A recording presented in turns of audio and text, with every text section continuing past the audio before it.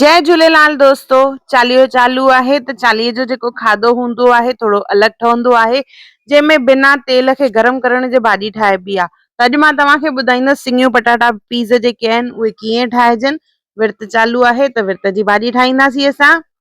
अचो त रेसिपी शुरू था कयूं पिया। जय झूलेलाल दोस्तों, मां मुस्कान आहूजा और तव्हांजो स्वागत आहे मुंहिंजे चैनल हुनर मुस्कान का सिंधी ते। इहो उहो चैनल आहे जंहिं ते सिंधियत सां रिलेटेड सभु वीडियोस मां अपलोड कंदी आहियां, चाहे उहो सिंधी खाधो हुजे, सिंधी ट्रेडिशन हुजे, सिंधी कल्चर हुजे। हिकु हिकु वीडियो मुंहिंजे चैनल ते अवेलेबल आहे, त तव्हां ज़रूर ॾिसजो और पंहिंजे माइटनि ऐं दोस्तनि ताईं इहो वीडियो ज़रूर पहुचाइजो त हुनर मुस्कान का चैनल ते इहे वीडियोस अवेलेबल आहिनि। अचो त वीडियो शुरू था कयूं पिया। सिंगियूं पटाटा पीज़ ठाहिणा आहिनि टमाटे में, त उन जे लाइ असां सभिनी खां पहिरियों खणंदासीं टमाटा। हिते मां 6-7 टमाटा खया आहिनि, थोड़ी सी अदरक और हिकु मिर्च खयो आहे, 1 इंच अदरक आहे। इन्हनि सभिनी खे असां मिक्सी जार में पीसींदासीं। त टमाटनि खे मां रफली चॉप करे वरितो आहे, त इनखे विझंदासीं मिक्सी जार में। उन सां गॾु विझंदासीं अदरक ऐं गॾु विझंदासीं असां सावा मिर्च। इन्हनि खे असां ग्राइंड करे बिल्कुलु पेस्ट ठाहींदासीं इन जी। जीअं त चालीहे में जेको रोटी ठाहिबी आहे त उन में तेल खे गरम न कबो आहे, त ॾिसो मां कुकर खयो आहे, उनखे ईअं ई थल्ले ते रखियो आहे, गैस ते न। थोरो सो तेल विधो और टमाटे जी जेका पेस्ट ठाही हुई उहा विधी आहे।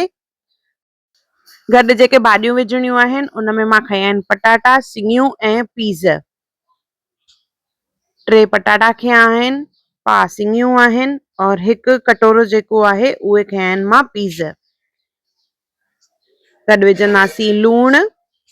सभु मसाला भाॼियूं हिक महिल विझी करे उन खां पोइ असां कुकर खे गैस ते चाढ़ींदासीं। त लूण खां पोइ मां विधी आहे हैड, कश्मीरी ॻाढ़ा मिर्च ऐं इन सां गॾु विझंदासीं धाणा। टमाटे जी भाॼी आहे त उन में गरम मसालो न सुठो लॻंदो आहे। गॾु विझंदासीं असां साओ मसालो। इन्हनि सभिनी खे पहिरियों चङी तरह मिक्स कंदासीं। ॾिसो हिनखे चङी तरह मिक्स कंदासीं।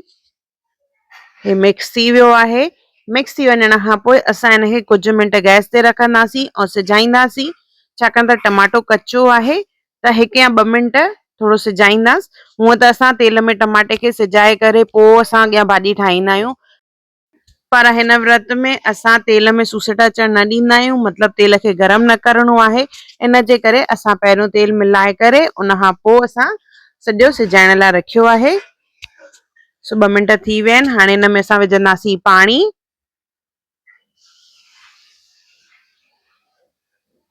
हिकु गिलास जे क़रीब मां हिते पाणी विधो आहे।